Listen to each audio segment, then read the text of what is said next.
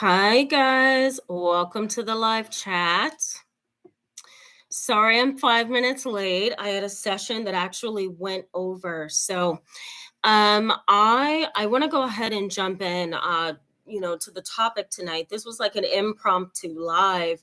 Sometimes I do lives when I feel like I have the energy to. They take a lot out of me because it's like I'm, you know, on the spot answering questions, communicating, and so forth. It really is a labor of love. And so I felt like I needed to do that tonight. Plus, I can get out of the office before 9 o'clock. LOL. So, hi, Fairy Girl. I see you. I also see you, Junior. Welcome. Dragon Man, Sassin. Hello. Welcome to you. I've gotten so many messages outside of YouTube, on YouTube, Twitter, text messages from colleagues and so forth. Just really trying to get my overall trauma informed view of what happened recently in Texas. Now, of course, we're still grieving from the tragedy in Buffalo, New York. And then it feels like not only a week later, maybe not even a week later, then we have another tragedy. And it's the tragedy in Texas has been considered the deadliest massacre since Sandy Hook Elementary School. And that was back in 2018, maybe 2017. This is huge in the sense that we have now re-entered a place of trauma, a place of trying to figure out how do we heal, and a place of fear. Today, I saw maybe 12 people, and if not, maybe two or three additional. And what I heard all day from 10 a.m. up until now is I'm hurting, I'm scared. And one of my 5-year-olds said to me today, Miss Tamara, I'm scared. And I said, why? Why are you afraid? And she says, because I don't want to go to school. I'm afraid I might die. And I just had the hardest time holding that in and all that emotion I had. I wanted to cry, but I just hugged her and I said, it's going to be okay. I can't promise you that, but I do know that we are working to make sure as professionals that we can change some of this somehow. So today has been really emotional, and I've been getting a lot of text messages and emails and so forth regarding what has happened. So that is why I'm here tonight. I want to talk about the parental piece of this, and it's probably going to relate to you because I'm going to be talking just briefly before 9 o'clock here about the toxic parent-child relationship and really how that sets you up for failure if you have a parent that's toxic and dysfunctional and narcissistic and sociopathic. So I'm going to go through all of that. I'm also going to bring up protective and risk factors as well. I see you guys in the chat box. Hi, Kimberly. Thank you so much. I'm glad you are here. Hi, the right group, SEO. Hello. Thank you so much for your love all the time. Thank you, Dragon Man Sassin, for the wonderful contribution. I always appreciate those. They speak from the heart to me. So thank you for that. Hebrew Beauty. I'm sorry, Hebrew Beauty 37. Hello, first time on your live. Welcome. I'm so glad to have you. Hello, George. So glad to see you here as well. And George says, oh my God, that's so devastating to hear a child feel that way. Yes, it is. And my heart just sank. This 5-year-old, she's a beautiful little princess, and she's scared to death to go to school. It's terrifying. But let me jump in to some of what relates to most likely you, and then also, sadly, this mass shooter. And let me just give a disclaimer that I am in no way trying to make excuses for this evil person who murdered 19 children and 2 adults, so total 21. I'm in no way trying to give him any out. I think he's a sociopath. I think he's careless. He's cold.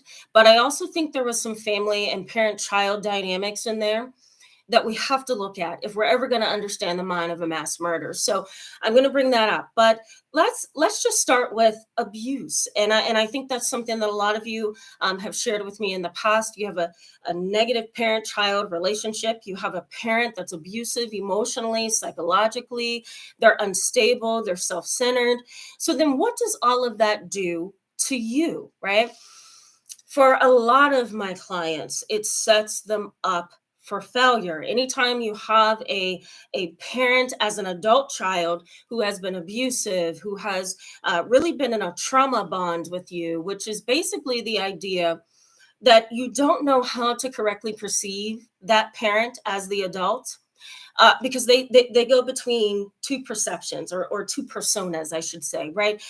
On one side, they're mean, cold, narcissistic, callous, and on the other side, they show you love and affection, or they bail you out of things, or they're there for you.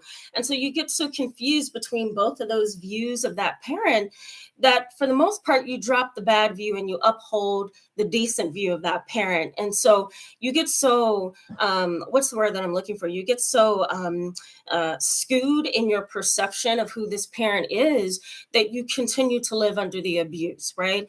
Because you can't figure out which parent do I look at. And of course, as your parent, you don't want to believe that they're evil. So you drop that evil view and you uphold that decent view of the parent. And so therefore a trauma bond is created. So if you have a parent like this, you are most likely to struggle. Now, research suggests that if you have a traumatizing childhood, if you have childhood trauma, I should say, or if you're in an adult relationship with this parent, that age of onset of the trauma is significant. So, and this relates to the mass shooter as well. If you have an early onset of a toxic relationship with your parent, because it's the most important relationship, then it's going to set you up for a long journey. And that could be post traumatic stress, it could be anger, resentment, depression, other mental health conditions, substance abuse, and even conduct disorder. There's some research that suggests that a poor bond between a child and his or her mother or father can create this callous core. You're so abused as a child that you over time transform into a sociopath or even a psychopath. And that's not always the case for people who have childhood trauma, but in some cases, without those protective factors, those things that cushion you or give you support, without those, you're likely to turn into something that is not going to be good for you or society. Now, I don't know if you guys are familiar with protective factors. I'll briefly give you some insights on that. Protective factors are things that protect you from, those negative things that can sink you in life. Protective factors are healthy parent-child relationship, grandparents that love you, an aunt or an uncle that could raise you if you lose your parents, good schools, money, right? Things like that, access to mental health resources, having a support system, having a good family with good values. Those are all protective factors. If you don't have any of those, the parent-child relationship is also unhealthy, then you're likely on a bad road. And again, that bad road could be PTSD, it could be further abuse, it could be not really knowing how to navigate adult relationships in your life, and it can also be conduct disorder and sociopathy. So let me look at the chat box because you guys are chatting away over here. Kimberly says, we have to change culture, not just laws, to protect kids at school. I would love to hear more about that, Kimberly, so fill me in on that one. I agree. I feel like we need to change the culture of how our kids function. We also need to change basically how the adults are functioning within the school system. It was reported to me, and I have heard this in the news, that one of the teachers of the school in Texas propped the door open to the school because it was just convenient for her to go to her car and grab something and come back in. I mean, in terms of being wise, and I'm not placing blame at all, but in terms of being wiser, in terms of being protective over our children, in terms of really leading and guiding our youth because we have the authority to, we really need to be careful with those things as well. Yes, we need to change culture, but we also need to change how lackadaisical that we have learned to be. We don't expect evil. That's not really who we are as humans. And I'm going to get into this a little bit more in this topic about the toxic parent-child relationship. But when we're born, we don't expect evil, and so we're kind of like that as adults. We just go around thinking everybody's one way, everybody's nice, and there's that psychopath or that sociopath just waiting to harm us. And that can be the case with toxic parents as well. Unhealthy sociopathic parents, right? You're this child, growing up under two adults. You didn't ask to be here, and yet they can't raise you well. And you're not expecting as a child to have an evil, toxic, dysfunctional family system or a parent. And so you kind of get shocked throughout your childhood, adolescence, and even adulthood, and it's really hard to get back on track. There's a historical research study by a researcher named Harry Harlow. And if I can find an article on him and his Reese monkey study, I will list it. But what he did in this study is he had an iron Reese monkey, and then he also had a cloth Reese monkey. And what he would do is he would have the Reese monkeys receive food from the iron monkey and just receive comfort and warmth from the cloth monkey. That sounds so confusing, but bear with me. And what Harry Harlow learned in this experiment is that although the iron monkey was giving food to the Reese monkeys and they were getting their basic needs met and they were being fed and, given water, the monkeys kind of went over to the cloth monkey who wasn't really providing food, but was providing that warmth and that comfort and that security. And so the research study basically concluded this: no matter how much a parent provides for your basic necessities, if they don't have love, affection, compassion, warmth, you're probably not going to bond to them too well. They are supplying all of your basic needs, but outside of that, that's all they're doing. So he found that the human connection is significant for infants. And if you don't have that, the attachment style, as I'm sure a lot of you are aware of, is not going to be a healthy one. So let me go to Noella Rose. She says, usually the power struggle still happens in adulthood long after we've grown up. Yes, I agree. So if you're in a relationship with a toxic parent or dysfunctional parent, as you grow up, there's definitely going to be a power struggle. And especially if you have a narcissistic, sociopathic parent, and it does continue throughout adulthood. One thing that I see in my practice a lot is, you have this adult daughter and this adult mother, and the mother is trying to control the daughter and how the daughter wants to raise her children and the school she wants to send her kids to, and the person that she wants to marry. Mom is constantly in the driver's seat, and it's not just because I love you, I want to protect you, I want you to have the best. Sometimes it's the simple fact that we've always had a toxic mother-daughter relationship or father-son relationship. And I'm going to continue that, right? So, Noella, you're right. It does continue into adulthood for sure. So DW, I hope I got that right, says, how do we encourage parents to take accountability and to go to family counseling together? That's a hard one. So I'm going to answer that one before I get back into the main point of the video. I think it's really hard to get parents to agree to go to psychotherapy when they don't see that there's a problem. We have to keep in mind that sociopaths and narcissists do not believe that they have a problem. This mass shooter in Texas, for example, does not believe he had a problem. He probably felt that his reasoning was right, that he had, all the tools he needed to make a point. It was premeditated, of course, and he executed. And so for parents who are narcissistic and sociopathic, even psychopathic, they don't see a problem. So why go to counseling if there's not a problem? A lot of these parents will dodge, right, your request to go to therapy. They'll minimize your therapy. They may make statements such as, "You're the only person who can make yourself better. Nobody can help you." They will minimize your attempts at all cost, and that's because they don't think there's a problem.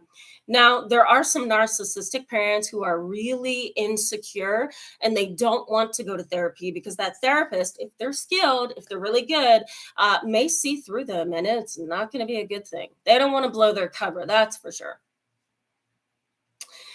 Kimberly says, I was referring to gun laws and how changing them would not be enough. Oh, okay. I see, Kimberly. I'm sorry about that. I mean, I agree to disagree on that one. I think everything needs to change, right? I think, how adults are protecting children need to change. I think our school laws need to change. I think our gun laws need to be altered. I think our culture needs to be changed. I think parents should know what gun drills look like in schools.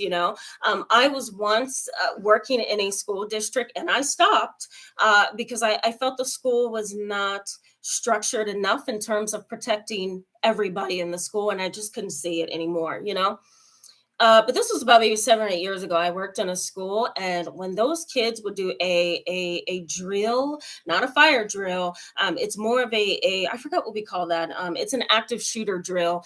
It was terrifying, and to see these kids jump up and just make sure that all the desks and the chairs are at the door and huddle on the floor and turn the lights off and pull the shades down. I mean, it was horrifying.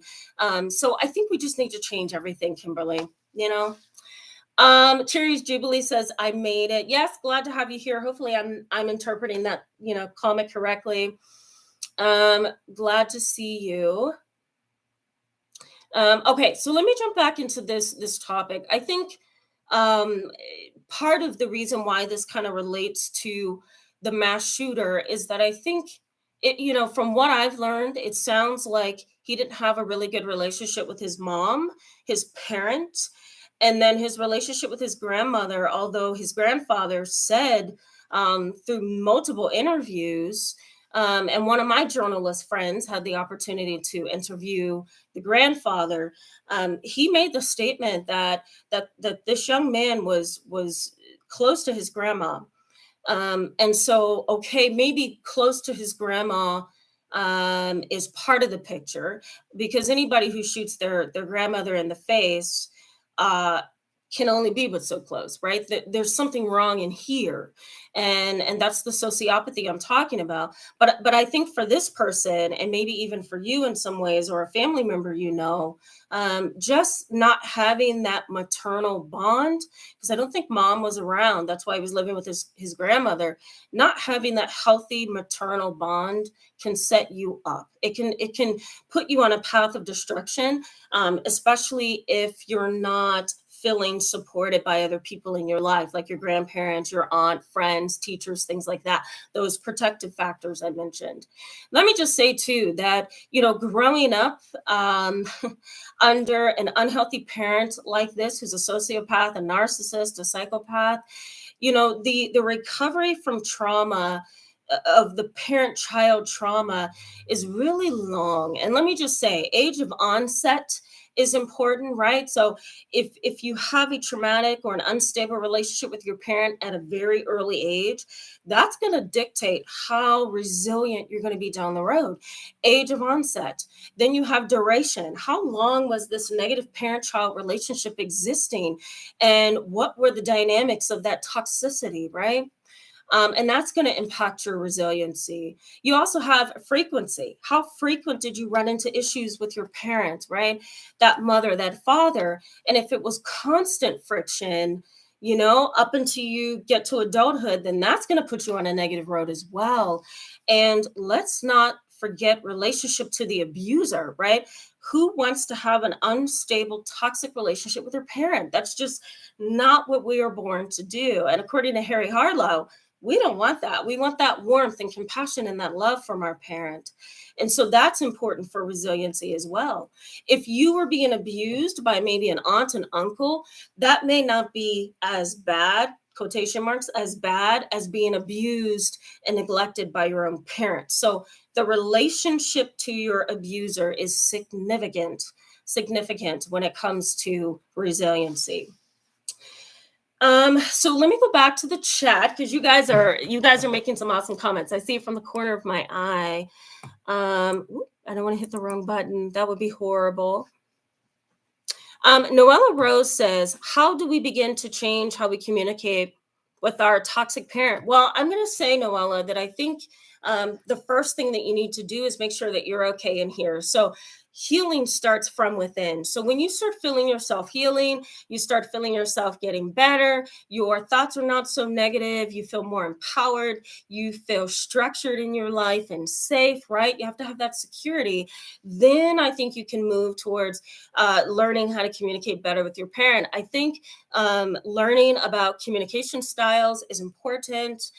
Getting as many self-help books and articles is going to be important as well. Watching videos like mine and other wonderful psychotherapists on YouTube, and going to your own therapy, because really what you want to learn is conflict resolution. You want to learn, what do I need to do to resolve the conflicts that are in our relationship because of poor communication. So I hope that helps a little bit. You may also want to learn about the differences between assertive communication and aggressive communication.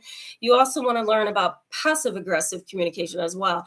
So learn about those things. And there may be some books I have in the office. I don't have it. I don't think I have it here. But you might want to, check out some books. And if I can find the book that I have, I think the book is Powerful Personalities. Go ahead and like Amazon that, Google it. Powerful Personalities. It's a fantastic book. It picks and pulls apart. It's an old book, but it picks and pulls apart communication. That might be helpful, Noella. All right. So, Fairy Girl, I love your icons. Like, you are awesome with the icons. Seriously, I love it.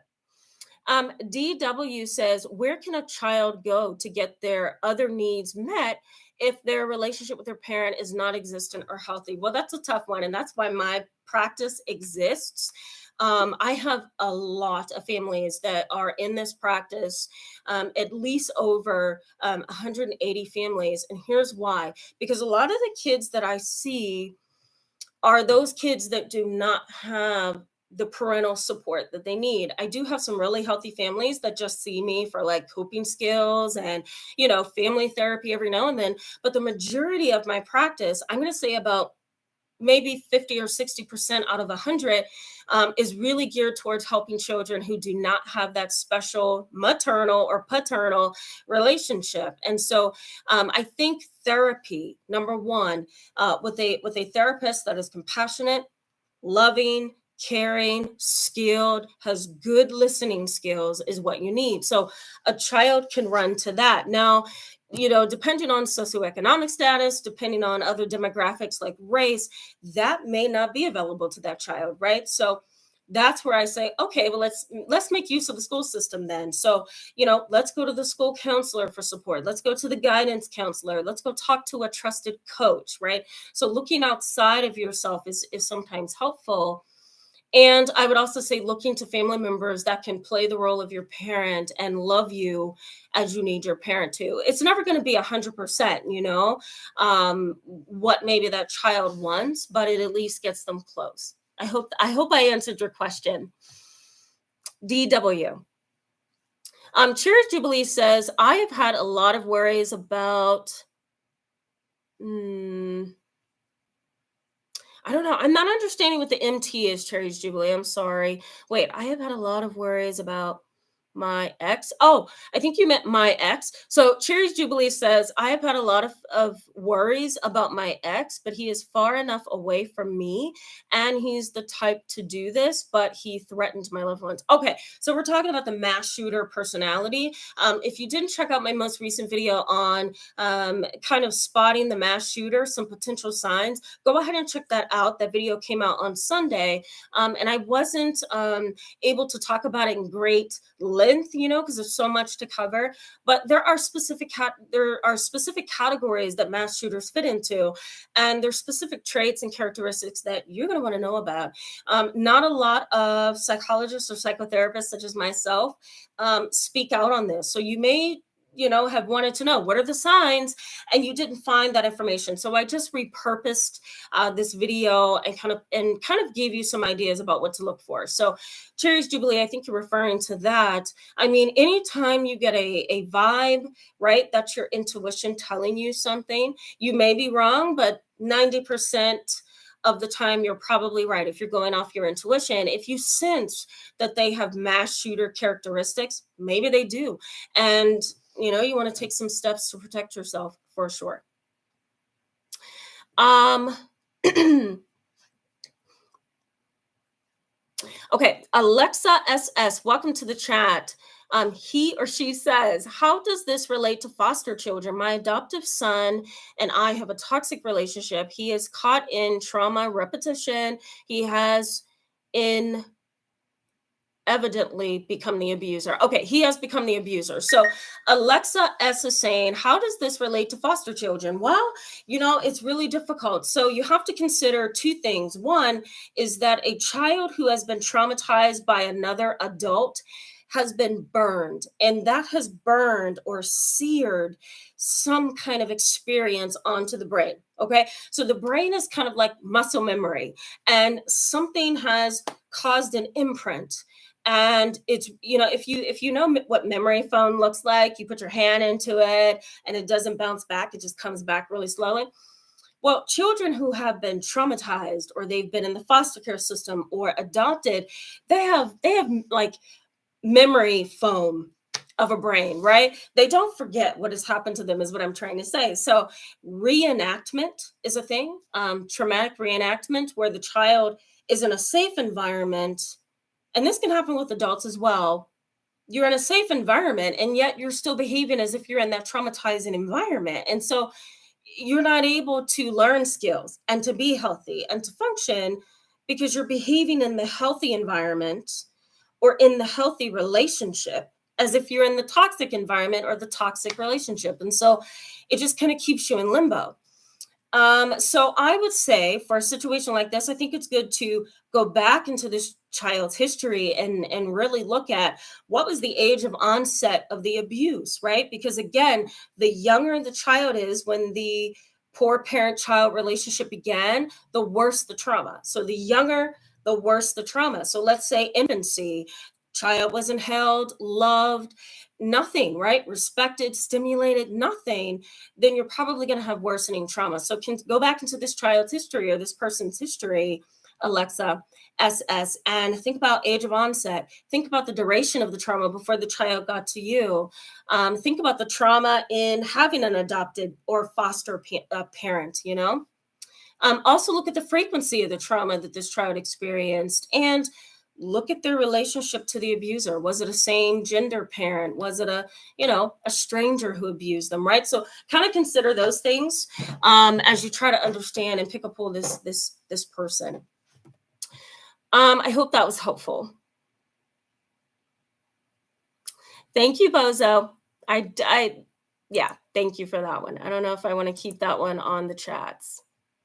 Cherry's Jubilee says, teaching staff definitely filled that role. Well, I'm not sure what you're referring to, Cherry's Jubilee, but I will say, I'll piggyback off of this. I really think we need active shooter trainings in more places than we thought. I'll put it that way. Like I feel like I do it in my practice. I do it with my interns. I have a written policy on what to do if a patient is violent or something goes wrong. But I think we need active shooter drills in a lot of different places, in schools and grocery stores and other social places.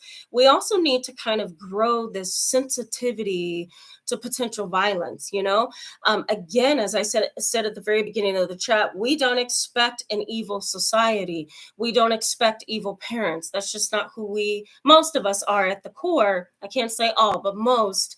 And so we're going about in our daily lives, experiencing life, and we're just kind of blind to the reality over here that a mass shooter could be sitting right amongst us, right? Those stories of different, church members having Sunday service and a gunman was eating and talking and participating in the service, and then he got up and started shooting everyone. That was an actual mass shooting some years ago. It's horrific. Do you think that the church members ever thought in their mind, I'm going to church today and I may not live? Absolutely not. So I think we need to kind of become a little bit more sensitive to our surroundings for sure. Okay, so I'm going to I'm going to remove someone from the chat here because I don't like the disposition. Um, and I'm sorry, guys, if you have had to deal with that. Um, so Bozo the Clown is his name, and he has definitely been censored, so he's in timeout. I'm sorry about that, guys. Welcome to the chat, Moanne. She or he says, what's the best way to tell my narcissistic mother that my life is so much more peaceful the less we speak? I've been gray rocking and she hates it. I mean, I'm sure, because a narcissistic parent doesn't want you to put up the brick wall, right? And they want to feel like they're in control and they're on top of things. So that's a hard one for me. I think what I would suggest here is you not say anything, but go ahead and set up how often you're going to communicate with your mom. So instead of saying verbally, I feel so much better without you in my life, maybe something like, I'm going to come over once a month or twice a month or 3 times a month because I realize I need time for other things. Like, you can kind of package it in that way. So kind of think of some different ways that you can do that. Okay, so let me go back to the video topic that we're going to wrap up. Let me just say, guys, that if you have a very toxic, dysfunctional relationship with your parent, it doesn't mean that you're going to become a mass shooter, but what it does mean is that you're going to have trouble in your relationships. And sometimes a lack of empathy occurs because of that poor parent-child relationship. So let's say, for example, you've been traumatized all throughout childhood. Now you're an adult. You may find it really difficult to be empathic. Does that mean you're a sociopath? Absolutely not. It might mean that you've been hidden because of fear and trauma behind a brick wall for so long that all you know to do is keep that brick wall up. And so it's hard for you to let that down and be vulnerable. Doesn't mean you're a sociopath. It's just a different way that you function in reality. So keep that in mind. But if you have that dysfunctional parent-child relationship, there's quite a few things that you lose. The first thing that you lose is the ability to differentiate between harm and safety. It's all the same to you. It's harm if you go left, harm if you go right, right? Harm if you spend more time with males, harm if you spend more times with females. There's some people who are traumatized by their mothers that they gravitate towards men because they think that's better until they realize, this doesn't fit my needs either. So you have a hard time differentiating between safety and danger. It's almost like your cues of what's safe and what's not get confused. It's a blur for you. So you do lose that. You also have what I always call central nervous system dominance. It's the fight or flight mode, always on, even when it doesn't need to be. It's like a motor that just keeps running and running and running until you're able to turn it off. And that increases cortisol, which is a stress hormone in the body. It can cause your hair to fall out. It can cause anemia. It can cause bodily aches, fibromyalgia, PTSD. The list just goes on. Chronic stress. So central nervous system dominance is something that you're probably going to struggle with. Also, a misinterpretation of reality. Your perception of reality may be skewed. And I actually have a video on this channel. I'll link it in the description box below for you that talks about feeling lost. And really, it's about dissociation. And I add in there some information about dissociative identity disorder, or previously known as multiple personality. And so there's this skewed misinterpretation of reality. You've been traumatized all your childhood. Now you're an adult. You're probably going to misinterpret reality. It's just something that's likely to happen. Poor relational skills. That's something else that's likely to happen as well. You really don't know how to function in a relationship in a healthy way. You function in a mediocre way, and sometimes that can lead to loss of relationships. I'm going to say just diminished executive functioning. So the ability to pay attention for long periods of time, the ability to order things and organize things and stay on top of things may be really difficult for you. Again, that stress hormone cortisol leads to, I'm sorry, guys, my phone keeps going off here.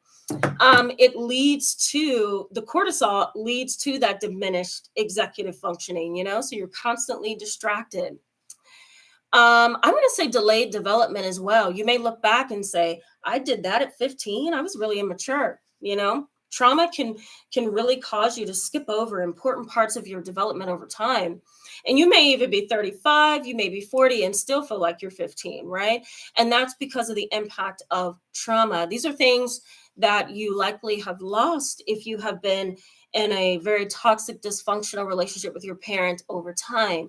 Here you are as an adult trying to make sense of it all, and it's really difficult. So, how does this relate to mass shooters? Well, let me just say they don't have that. Most of them do not have that healthy parent child relationship. They lack empathy. They have diminished executive functioning. And that's always noted in hindsight, right? Because we don't know until they engage in the behaviors. The Columbine shooters, Adam Lanza, James Holmes, Timothy McVeigh. A lot of people forgot about him. He's the one who bombed the daycare. All of these individuals are, number one, male. There are one particular race, which research is changing to show that other races may engage in this behavior as well in different ways. But these particular individuals do not have high executive functioning. Most of them are high school dropouts or they've given up on school. They are despondent about life. A lot of them either quit or are fired from their jobs. They have a very dysfunctional family, and the dynamic is really skewed and twisted, for lack of a clinical term. They have this internal need for control. They need to feel that they are being heard, and they need to make a huge impact. And they know that if they pick up a gun and go into a school, because it doesn't make sense that he would shoot up an elementary school. It really doesn't. There's no sense there for me. They're really looking to make an impact. And you're going to make an impact by shooting up an elementary school. It is what it is, because most of us love children, and it's so painful to see them on TV. So all of this that we talked about tonight, guys, can relate to you. It can relate to even mass shooters. Again, it's that dysfunctional foundation with that parent or that parental figure that really sets you up for failure. Can you heal from this? Absolutely. Mass shooters aside, because they're a whole new, coin, a whole new package. But for those of you who are just dealing with PTSD and bad parent-child interactions, you can definitely heal from this. I'll come back and we'll talk about that. Let me get back to the chat box so that we can wrap up for sure, guys. Okay. Kathy says, Kathy F, because I don't know how to pronounce that. So I'm going to say Kathy F says, I've turned to parenting myself. Yeah, absolutely. My mom, even though we love my grandmother, my late grandmother passed away 2 years ago. And, my mom misses her a lot. My mom, as I was growing up over the years, she's like, I raised myself. And it's just because that parent's not emotionally and psychologically available. So you do, Kathy, you turn to really raising yourself. That's the sad reality. That's the sad reality. Okay, let me keep going here. Yeah, so Cherry's Jubilee is referring, I think, to her ex, and she's also just referring to, people that have mass murder tendencies. She says that you can't just call the cops on them, uh, on I think she meant on them. They may do something bad. So hopefully I interpreted that correctly, Cherry's Jubilee. You can't just call the cops. They may do something bad. Yeah, that's true. So sometimes you do kind of have to back up and say, you know what, I'm not going to call the police. I'm going to kind of get my own evidence. I'm going to get my own track record, and then we'll go from there. Sometimes that's wise. And I learned that after dealing with a stalking situation as a professional myself. Sometimes you can't run to the law because sometimes they're going to exaggerate things and make it worse, or it's going to make the other person defensive. So yeah, you want to be wise, get your own evidence, get your own paper trail, go from there. You're welcome, Alexa. SS, you're welcome. Yeah, I'm sure he does love reenactment. It's the typical blueprint of a child who has been traumatized. Um, Good. Okay. I see Cherry's Jubilee and Hebrew Beauty 37 talking. You guys reported that person. Very good. Glad to hear that. Fairy Girl, I love it. Junior says, me too. Um,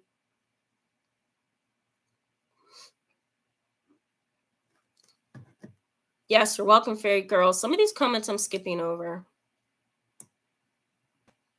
Okay, you guys are awesome. Yes, thank you, Noella Rose. Let's not judge one another. Absolutely. I think this is a place to learn and to grow. And I think it's good if we can hold each other accountable as needed.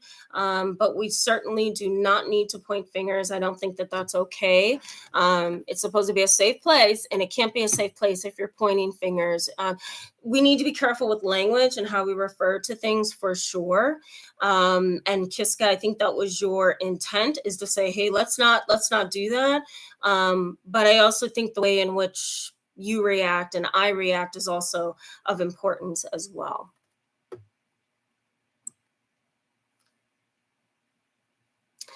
Okay, this is awesome. Thank you, the right group. I'm glad you think so. You're welcome.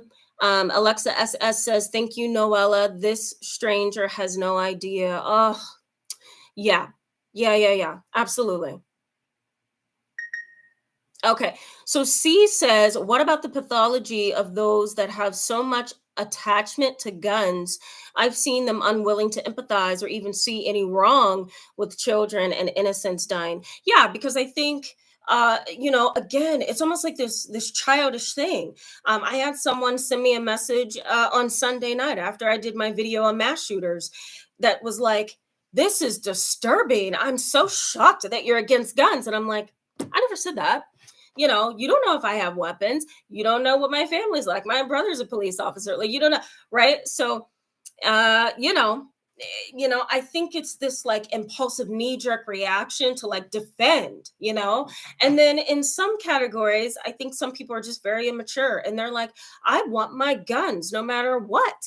And even if children have to die at the hands of someone with a gun, they don't want you to touch the gun laws, right? Because they want to keep their guns. And excuse me, guys, I understand why. But at the same time, we have to try to see it from a different point of view. We don't need to see 19 children dead ever again. Ever again. Thank you, at the right group SEO. Sometimes I don't catch it right away, but when I do, you're censored. You're gone. You're gone because you're not helping.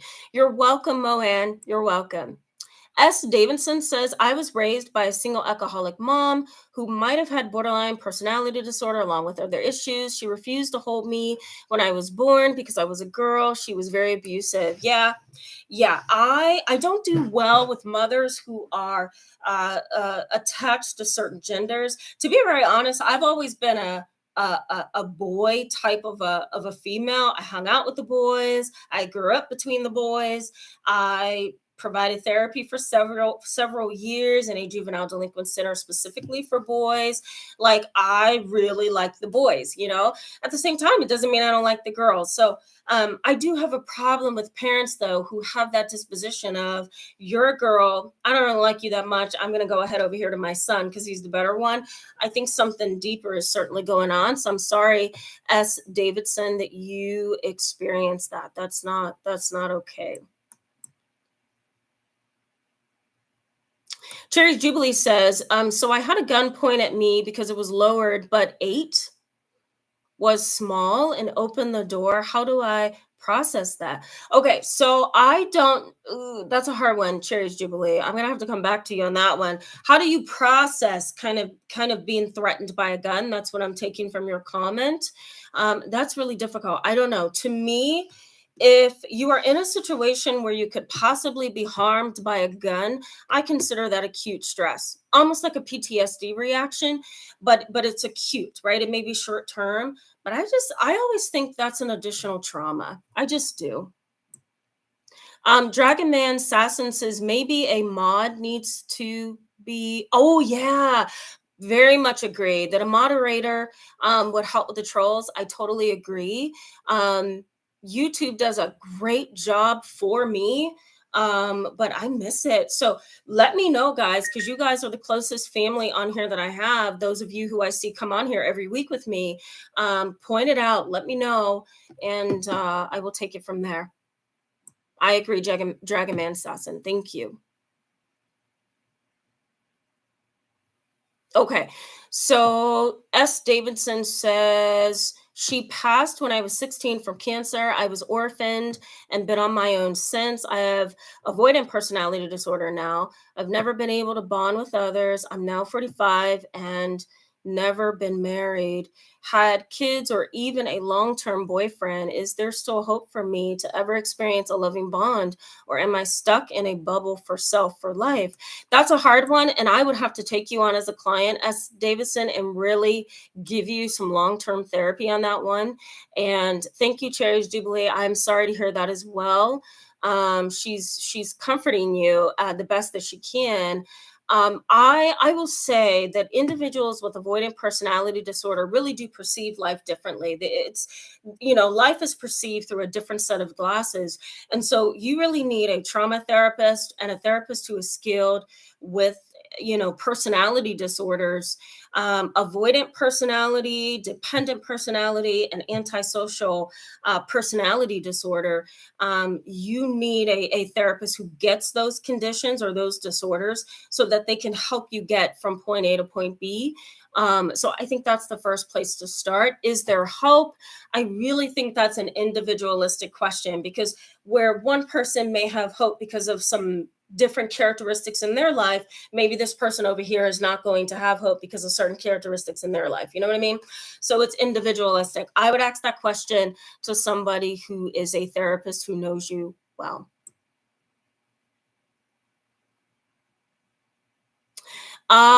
939449, welcome to the chat, says we are forced to suppress the normal judgment of the abuser. You get more abuse. So you learn to be drawn to and trust the abusive personality. Absolutely, absolutely. In a way, it's kind of like conditioning you. That abusive person just does that thing to you over and over and over again.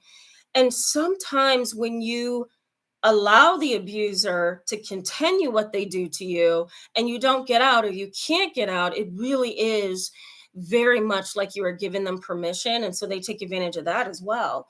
But yeah, it's like they're conditioning you for sure. That's a very good point.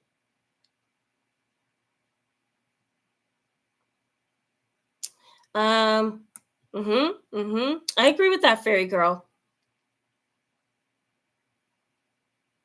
TBMC Nation says, are there many people who have DID, dissociative identity disorder, and don't know it? Yeah, absolutely. I think sometimes in really severe cases, and you might want to check my other videos out on my channel. They're like really popular videos on dissociative identity disorder and dissociation. Some people dissociate so much that they don't even know that they are dissociating.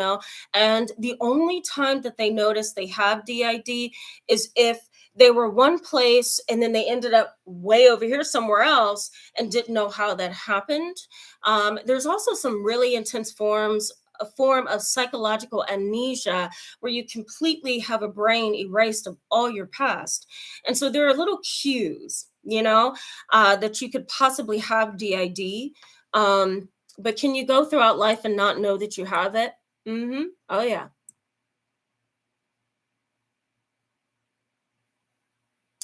Ricardo Rodriguez. I mean, I don't know if that's for me or somebody else, but I'll take it. Thank you. Ah, okay. Some of these comments.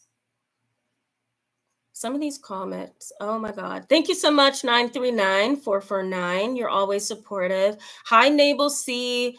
Thank you so much. Glad you're here. I'm going to be wrapping up though in a minute here.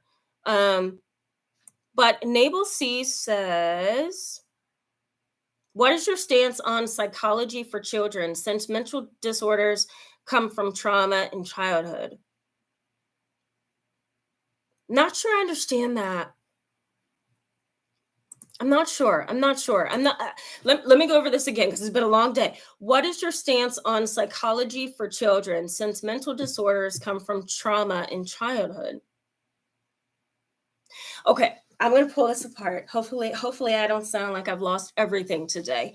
Okay, so I think that children can have mental health conditions. I'm going to take a stab at this. I think children, and then we're going to wrap up. Children can have mental health conditions. It doesn't always stem from trauma.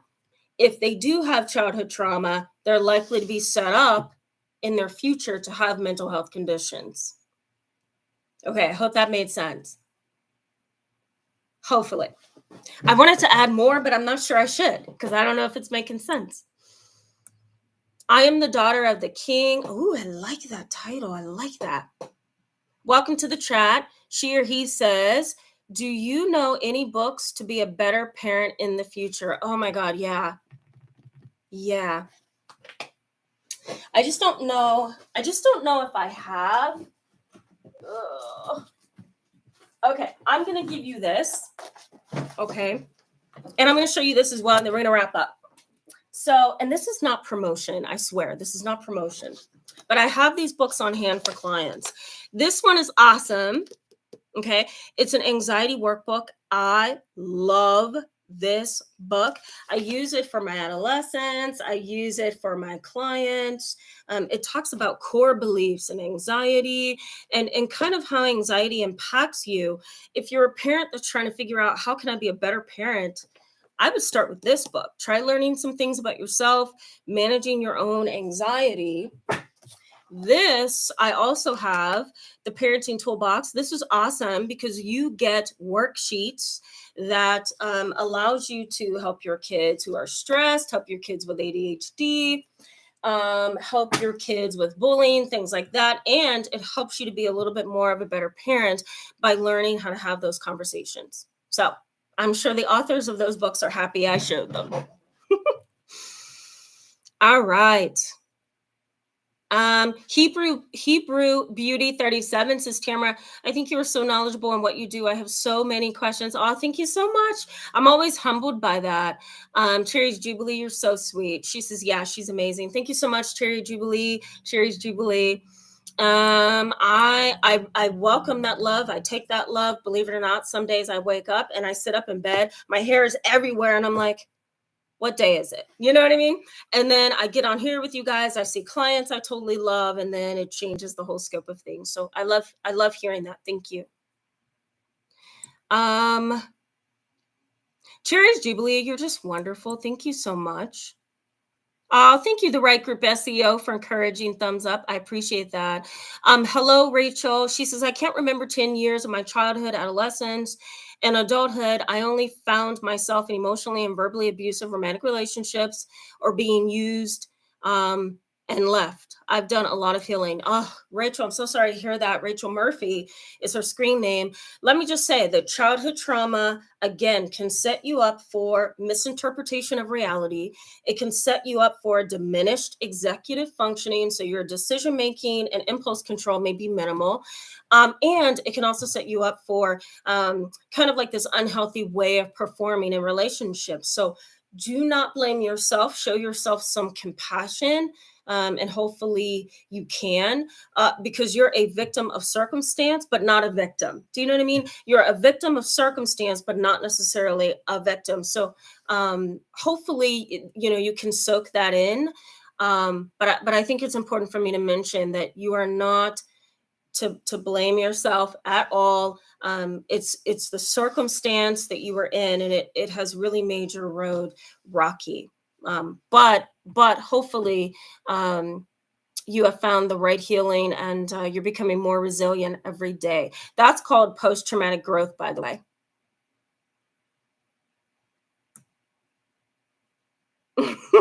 Thank you so much. I am the daughter of the king. That's so sweet. All right, guys, I could be on here all night with you. I think I say this every chat. I totally love you guys. You guys are wonderful. I love how engaged you are. Kendra Crippen. No worries. I'll be back. I'm going to try to do lives more often moving into the summer months. So it's okay that you showed up super late. No worries. Okay. Thank you so much, guys, for being with me in this choppy live chat. Hopefully, it made sense for those of you who came for one particular focus of this live chat. You're welcome, TBM Nation. You're welcome. You're welcome, Hebrew Beauty 37. I am going to get rid of this one because we have another troll, guys. So let me get rid of this before we sign off. Hide user. Okay, so I mean, YouTube and all the trolls are just horrible, but we're gonna act like that didn't happen. Hi, Sam. I see you. I will see you next time for sure. G Guy, you're welcome. Vito Mac, hello. I'll see you next chat. S. Davidson, you're welcome. You're welcome. Thank you. Fairy Girl, love your comments all the time. Good night, guys. I will see you in the next live. I'm going to be posting a video pretty soon. I can't remember on what. Filicide. Tell me if you know anything about that. We're going to get to that. Okay. Good night, Dragon Assassin. Good night, Cherries Jubilee. Bye, guys.